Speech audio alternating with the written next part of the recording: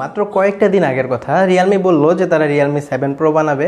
নিউজটা শোনার পর আমি অনেক এক্সাইটেড হয়ে গিয়েছিলাম। আমি ভাবলাম কামান, রিয়েলমি অনেক ভালো একটা ফোন বানাবে। তো এরপর যখন রিয়েলমি 7 প্রো ফাইনালি আমার হাতে আসলো, তখন হেয়ারস হোয়াট আই থিঙ্ক। আসসালামু আলাইকুম সুপ্রিয় দর্শক, আশা করি সবাই ভালো আছেন। আমাদের হাতে আজকে চলে এসেছে রিয়েলমি 7 প্রো, যাকে আমি সালমান খান প্রো বলছি, কারণ এর বক্সের উপর সালমান খানের একটা ছবি দেওয়া আছে। তো যাই হোক, বক্সের কথা যেহেতু এসেই গেল, তো সর্বপ্রথম আমরা বক্সের ভেতর অনুসন্ধান করব, দেন ফোনের ফুল রিভিউয়ের দিকে অগ্রসর হব। বক্স খোলার পর সর্বপ্রথম পাবেন একটি টিপিইউ কভার এবং এর পর পাবেন রিয়েলমি 7 প্রো ফোনটি। ঠিক এর পরপর থাকছে একটি ম্যাসিভ 65 ওয়াটের ট্রাভেল অ্যাডাপ্টার এবং থাকছে টাইপ সি কেবল।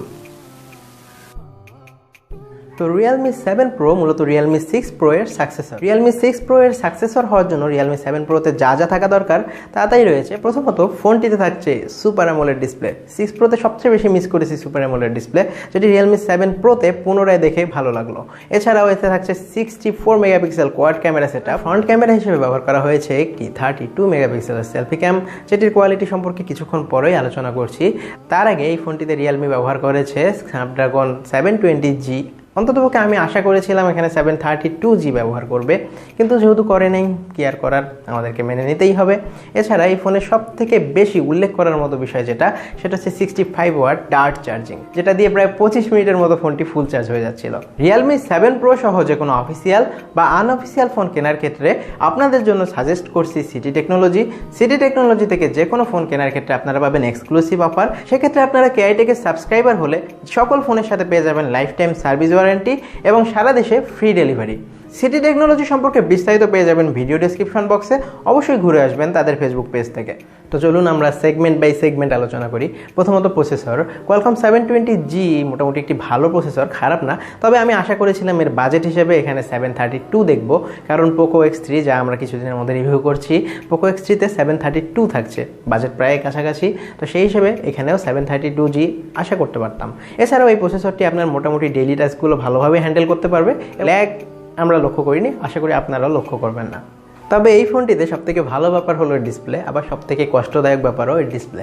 ভালো ব্যাপার বললাম কারণ হচ্ছে এখানে থাকছে সুপার অ্যামোলেড ডিসপ্লে, কালারগুলো পাঞ্চি, কালার অ্যাকুরেট এবং ক্রিস্পি হয়, যেটা আমার পার্সোনালি খুব পছন্দের। তবে খারাপ ব্যাপার হচ্ছে এখানে 90 হার্জ বা 120 হার্জ কোনো রিফ্রেশের সাপোর্ট থাকছে না, থাকছে টিপিক্যাল 60 হার্জ। আমি আশা করেছিলাম এখানে অন্ততপক্ষে 90 হার্জ দেখবো। তবে আমার মনে হয় রিয়েলমির এই হায়ার রিফ্রেশ রেটের ব্যাপারটিতে একটু নজর দেওয়া উচিত, কারণ অন্যান্য ফোনগুলো এই বিষয়ে অনেক এগিয়ে যাচ্ছে। রিয়েলমির প্রত্যেকটা ফোনে হায়ার রিফ্রেশ রেট নিয়ে আসা উচিত।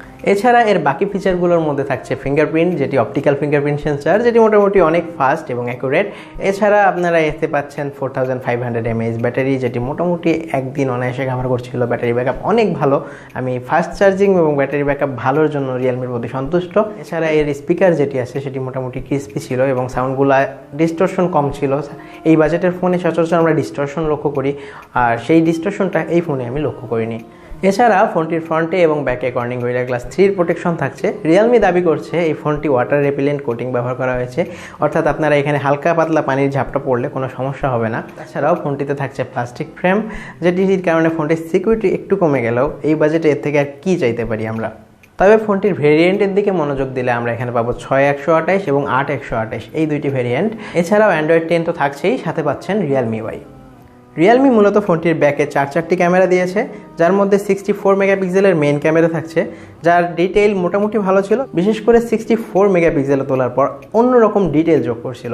64 মেগাপিক্সেলের ছবিগুলো দেখেন কি পরিমাণ ডিটেইল ছিল। থাকছে একটি 8 মেগাপিক্সেল আলট্রা ওয়াইড ক্যামেরা, যেটি মূলত 116 ডিগ্রি আলট্রা ওয়াইড ছবি তুলতে পারে, যেখানে ডিটেইলগুলো ভালো থাকলেও ডায়নামিক রেঞ্জ মোটামুটি ভালোভাবে হ্যান্ডেল করতে পারছিল না, যেটি একটি খারাপ বিষয়।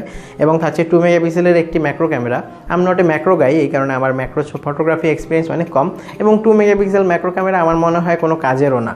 এছাড়া থাকছে 2 মেগাপিক্সেল ডেপথ সেন্সিং ক্যামেরা, যেটি মূলত পোর্ট্রেটের জন্য কাজে আসে।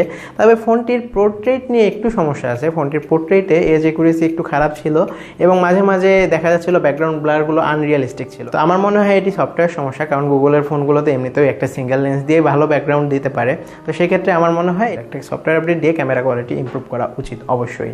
এবং ফ্রন্টে 30 মেগাপিক্সেল দিয়ে তোলা ছবিগুলোর একই অবস্থা। সো আমি দ্রুত রিয়েলমির পক্ষ থেকে কোনো সফটওয়্যার আপডেটের আশা করছি।